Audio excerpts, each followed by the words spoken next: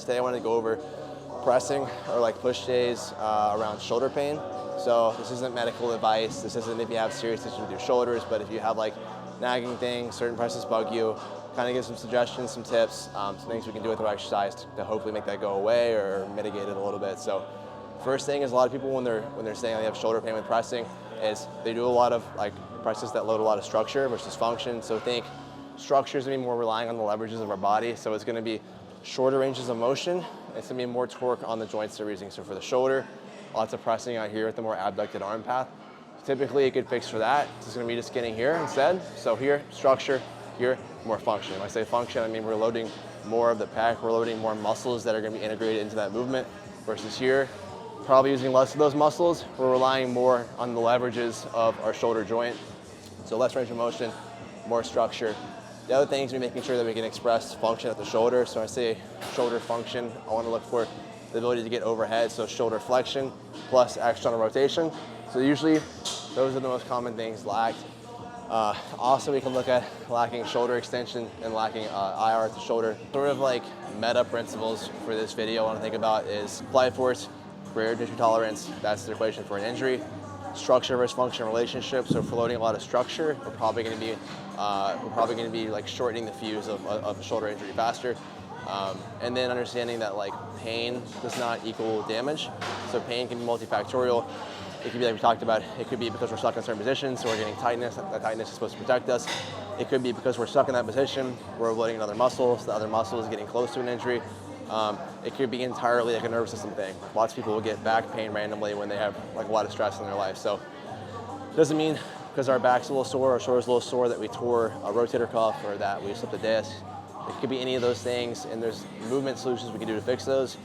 You're not coming to me for those. You're going to see a physio or whatever, but still we can make some adjustments here. So from like an exercise adaptation standpoint, a couple of things we can manipulate are going to be tempo and rep ranges. So if we have shoulder pain, if we have pain anywhere really, some things we can do, we can set the tempo to be slower. So a slower tempo is going to mitigate load. So if I do 8 reps here with a 2 count tempo back versus 8 reps here with a 4 count tempo back, the load is going to have to be lighter because the tempo that I'm using is much slower. So I'm going to have more time under tension. Same thing with more volume. So if I go from doing sets of 6 to 10, if my shoulders are achy, maybe I go 12 to 15, maybe I go 15 to 20.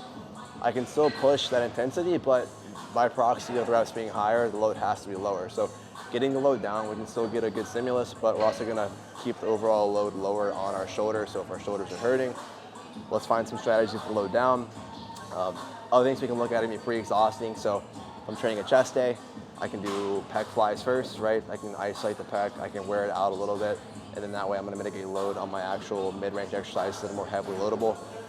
If it's a press day with shoulder stuff and overhead pressing, I can start with lateral raises, right? So I can fatigue my delt before I get into my actual pressing.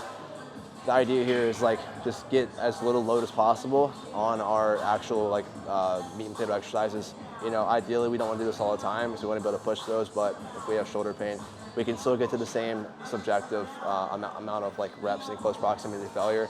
We're going to have less overall objective load or absolute load. Our buddy Jordan has a quote that corrective exercise is exercising correctly. A lot of times you see people kind of take this shotgun approach to fixing their shoulder issues. So they'll do like the banded ER, the cable ER stuff.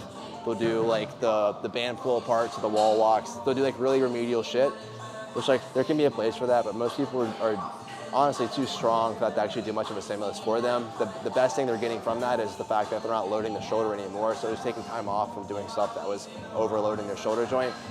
Looking at the shoulder, I have a whole video on like shoulder function and warm-ups. I'll plug that in here, but really quickly, a lot of time we look at the shoulder with like ER, IR, which is fine. Like there's definitely a place where we need to do that, but also I think a big place to look at is going to be the scap. So look at the scap. Can we get protraction? Can we get retraction? Can we get upper rotation? Most people have shoulder issues or stuck in retraction. They can't get protraction and they can't get upper rotation.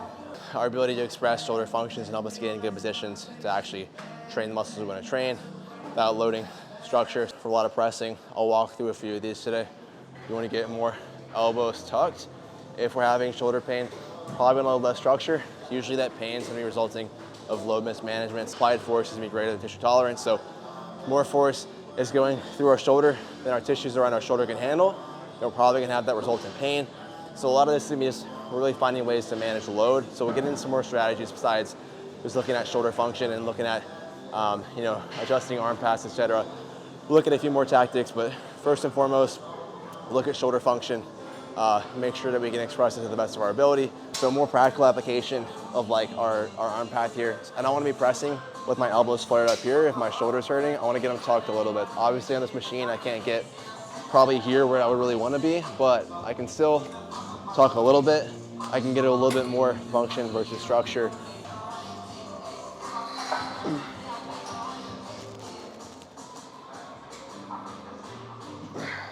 It's just the body protecting it so Right. that you don't actually hurt it. Right, like what you're saying is pain doesn't mean damage. People always associate like, oh, I blew my back out picking up the dog food, so I must have slipped a disc. Probably didn't slip a disc. Like it doesn't have to be damage. You probably just had a neurological response to whatever you did. Your nervous system doesn't trust you, it makes your back tight. Yes. So that protects you. Like Yeah. that tightness is protection. Yeah, sometimes that first kind of layer of pain isn't like you said, damage. It's not muscular damage. It's actually the body's response to say, hey, we are protecting you before you load this tissue too much to where we can't protect it, and then you're gonna have damage. You're gonna tear something, you're gonna hurt something, you're gonna pop something out of place, you're gonna have a significant injury. So yeah, shoulder pain might be just because of the fact that your body is not able to move in the ranges that you're trying to get into. And so your body's like, hey, protective mechanism, let's not go there. And some of the teaching, some of the training, some of the learning that you might have with someone that understands what they're doing is, hey, let's get comfortable in those positions, get the brain to fire to that area like, hey, it's okay to move there. Let's load it a little bit to make sure that we're comfortable in that position. And then obviously now that we just drilled good form, good technique, good body positioning, let's go ahead and load it, get better at that, and the muscles around it can get stronger. You're not gonna have those issues anymore. Well, like basically, the issue you had last week sums up all the things I think about.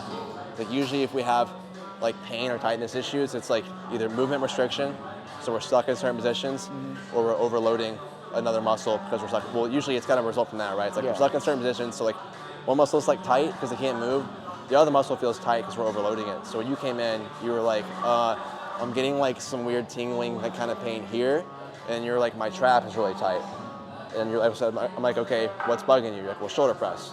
Okay, well, it's upward rotation, trap's tight, your trap's probably doing too much, based off like the heuristic of I know how your body's shaped and the fact that I've trained with you for several months. I know that your scaps have trouble moving sometimes. I'm like, okay, probably an upward rotation issue.